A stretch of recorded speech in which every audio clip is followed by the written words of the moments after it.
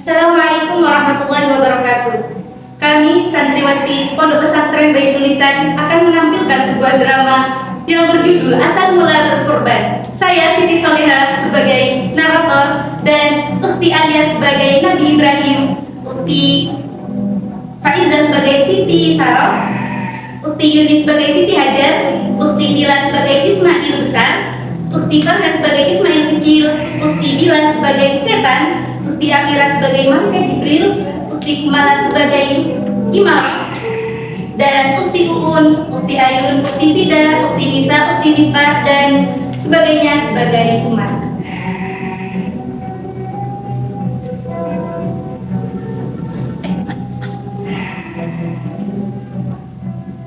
Marilah saksikan bersama penampilan kami santriwati Pondok Pesantren Baitul Lisan. Selamat menyaksikan.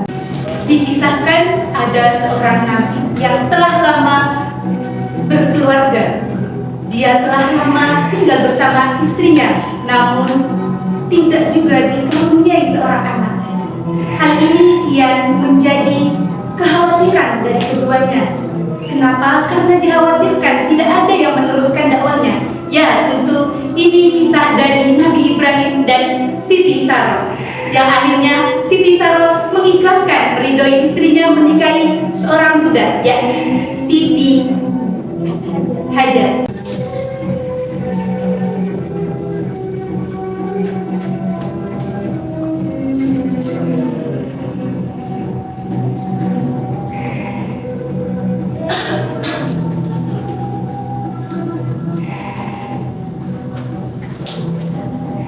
Istriku yang aku cintai, usia kita semakin hari semakin berkurang, dan aku juga semakin menua.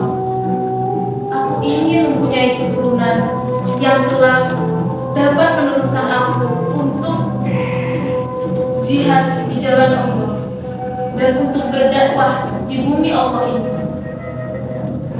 Benar suamiku, namun sepertinya Allah belum mengizinkan aku mengandung anak darimu. Mempersilahkan kamu, wahai suamiku, menikahlah dengan budakku. Insya Allah, lantaran kamu menikahi budakku, kamu akan mendapatkan keturunan darinya. Maksud kamu apa, istriku?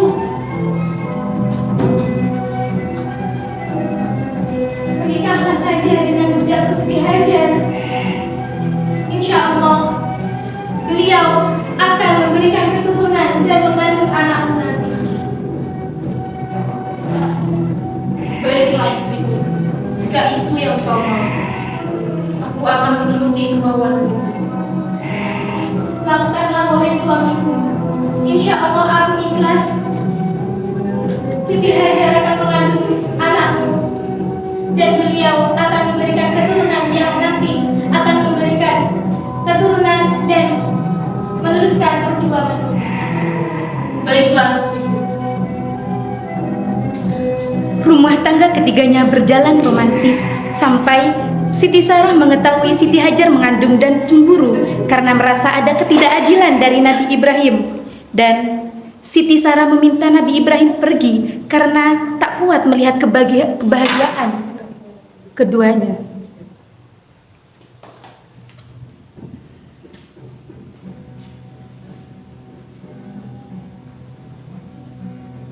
Masya Allah.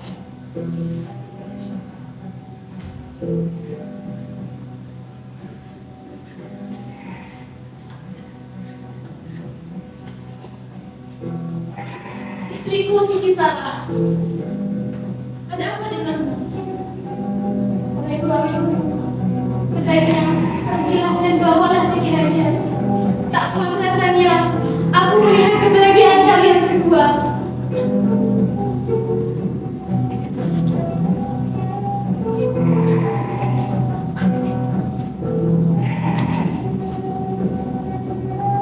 Wahai istriku Siti Hajar, ikutlah denganku. Tak kemanakah kita, wahai suamiku? Entahlah, aku pun tak tahu. Baiklah.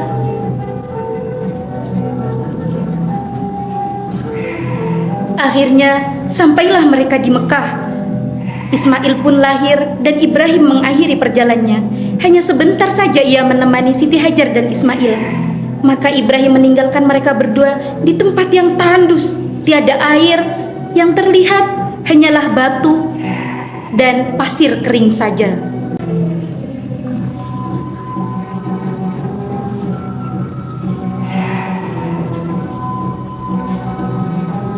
Wahai istriku, cukup sampai di sini aku menemanimu di sini. Aku akan meninggalkanmu dan meninggalkan anak kita yang tercinta ini. Suamiku, mohon jangan tinggalkan aku. Suamiku.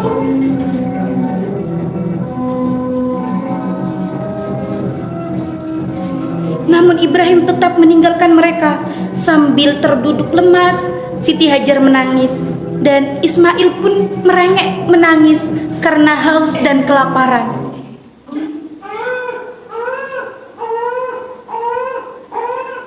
Sabar sayangku, akan ibu carikan air dan makanan untukmu.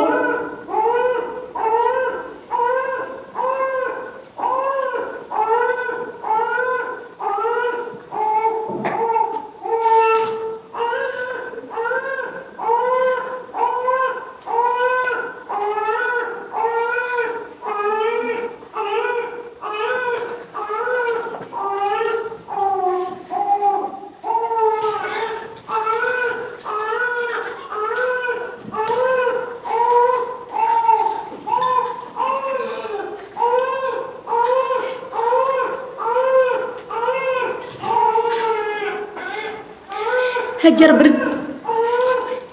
berjalan melewati bukit Sofa dan Marwah. Kadang ia berjalan, kadang ia berlari sebanyak 7 kali. Dalam keadaan yang lemas dan tidak berdaya, akhirnya datanglah malaikat Jibril yang hendak menolongnya.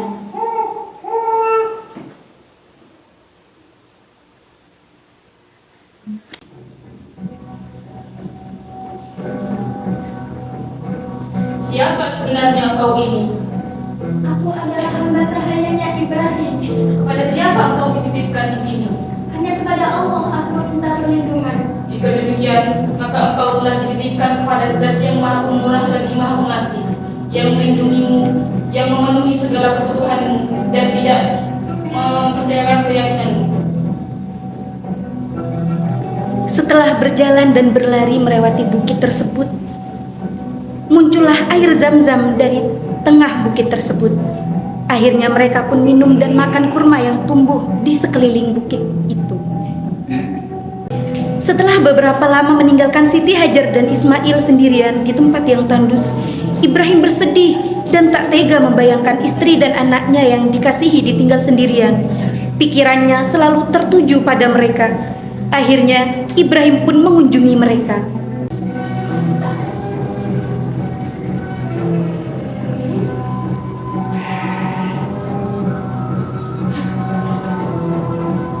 Assalamualaikum.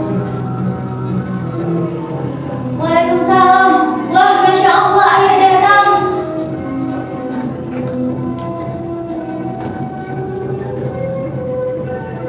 Masya Allah, sudah besar kamu Ismail. Alhamdulillah ayah, ibu telah memelihara aku dengan sangat baik. Bagaimana kabar ayah? Alhamdulillah, sehat walafiat. Begini Ismail, Allah mengutusku untuk membuat Ka'bah. Maukah kamu membantuku, wahai Ismail? Kerjakan apa yang diperintahkan oleh Allah kepada ayah. Aku akan membantu ayah dalam pekerjaan yang mulia itu. Baiklah Ismail. Akhirnya mereka pun membangun Ka'bah. Selang berapa lama Ibrahim pun kembali bermimpi. Kali ini dalam mimpi itu dia diperintahkan oleh Allah untuk menyembelih anaknya, ya Ismail, anak satu-satunya dan sangat dicintainya. Ibrahim duduk termenung memikirkan ujian terberat yang telah dihadapi, yaitu perintah Allah untuk menyembelih anaknya. Datanglah setan yang mengganggunya dengan upaya untuk menggoda Ibrahim agar tidak melaksanakan.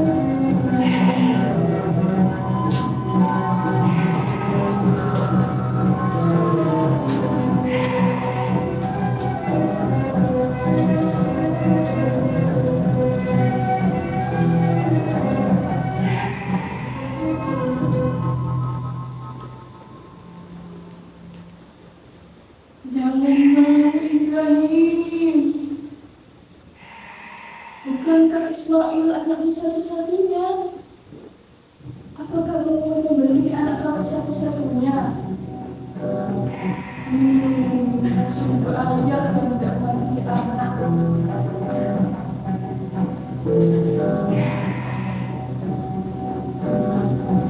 Ya, ada apa gerangan? Kenapa engkau terdiam seorang diri?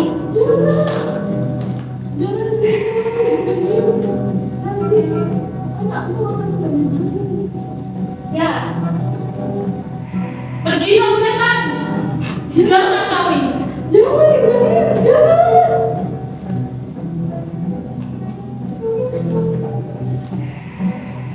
Begini anakku, aku bermimpi bahwa Allah memutuskan untuk memberi.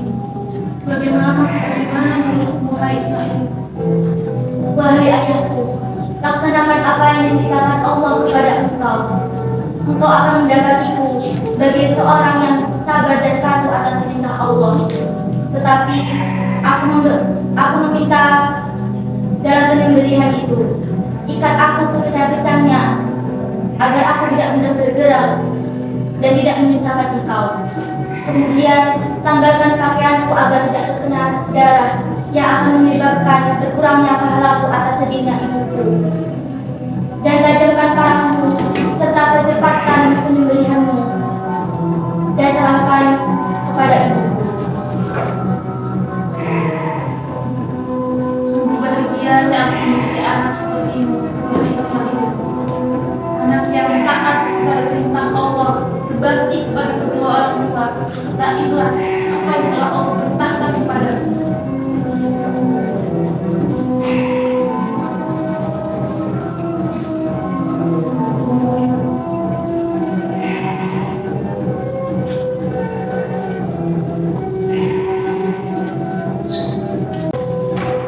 Lalu Ibrahim pun mengikat Ismail dan membaringkannya di lantai sambil mengasah pisaunya. Air matanya menetes. Agak lama ia melakukan itu. Seakan-akan terjadi pertarungan batin antara ingin melaksanakan perintah Allah dan kecintaan kepada anaknya. Namun ternyata parang yang sudah diasah itu menjadi tumpul di leher Ismail. Berkali-kali ia coba untuk menyembelihnya namun gagal. Sampai akhirnya turunlah wahyu melalui Jibril.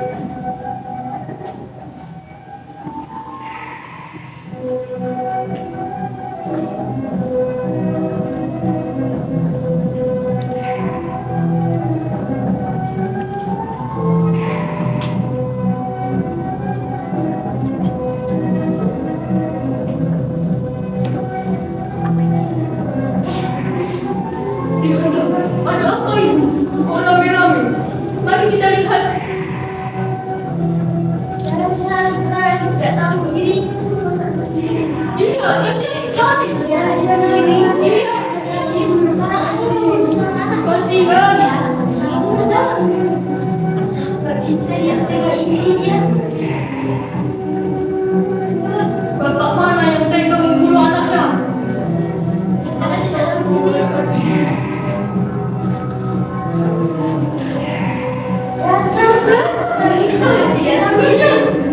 Saya dengan anakku sendiri. Saya dengan menyembelih anakku sendiri. Bismillahirrahmanirrahim. Jangan diberani. Bismillahirrahmanirrahim. Tidak tahu diri. Salah ayah, salah anak. Bismillahirrahmanirrahim.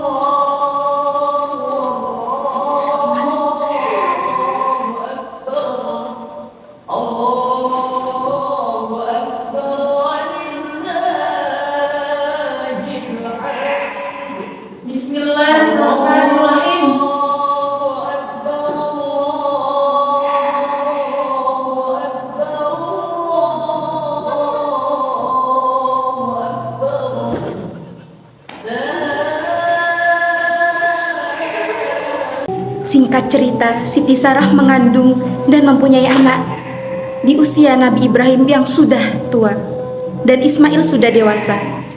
Ibrahim berulang kali mengunjunginya hingga Ismail menikah dengan Imarah. Sampai suatu ketika Ibrahim berkunjung ke rumah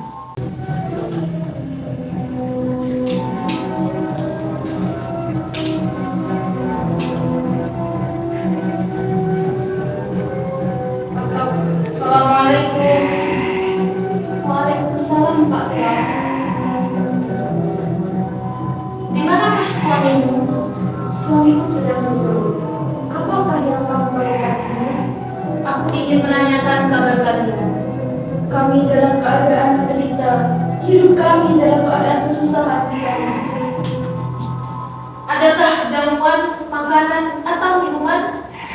Alhamdulillah, tidak ada apa-apa di sini. Sampaikan salam kepadanya untuk menggantikan pintunya. Baik, Pak Tuan.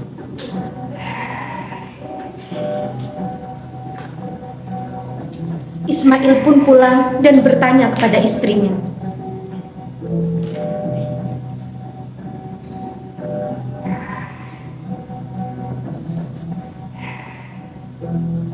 Assalamualaikum, wahai istriku. Waalaikumsalam, suamiku.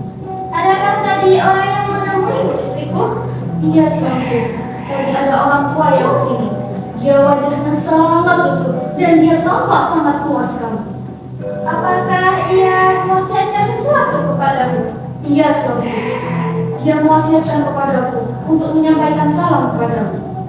Dan dia untuk menyampaikan salam kepadamu supaya dia menggantikan pintunya.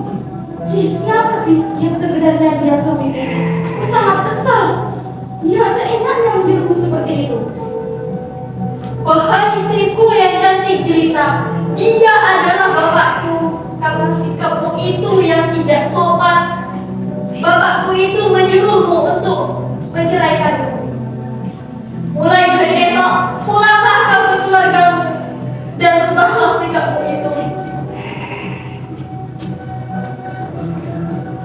Ismail lalu mengantarkan istrinya yang telah diceraikannya ke rumah orang tuanya.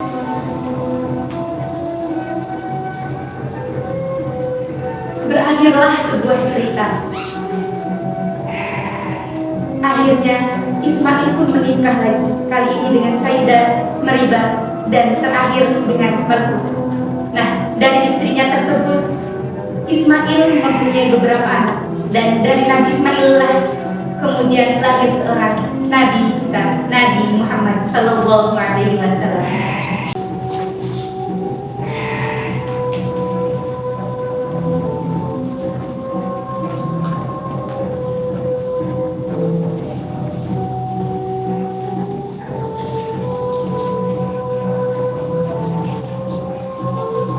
Dari cerita yang telah kami tampilkan, yakni kisah Nabi Ibrahim dan anaknya Ismail, ada beberapa peristiwa yang kita bisa teladani sampai saat ini. Salah satunya ialah berkurban. Sebagaimana Allah telah berfirman dalam Al-Quran, surat Al-Kautsar ayat 2. A'udzu billahi minasyaitonir rajim. Bismillahirrahmanirrahim. Fasholli li rabbika wanhar. Maka sholatlah dan berkurbanlah. Kemudian juga dijelaskan di dalam Quran surat As-Saffat ayat 102. Bismillahirrahmanirrahim. Falamma balagha ma'ahu as-sa'ya qala ya bunayya inni ara fil manami anni adbahka fanzur madza tara. Qala ya abati if'al ma tu'mar satajiduni insya'Allahu minas sabirin. Dari peristiwa tersebut terdapat amanah yang dapat kita ambil juga. Yang pertama yaitu sabar, yang kedua ikhlas, dan yang ketiga setiap luka yang diberikan sesungguhnya itu hanyalah sesuatu yang Allah berikan untuk kita. Usailah penampilan dari kami. Terima kasih atas segala perhatian. Dan kami ingin mengucapkan, kami santri Pondok Pesantren Baitul Lisan mengucapkan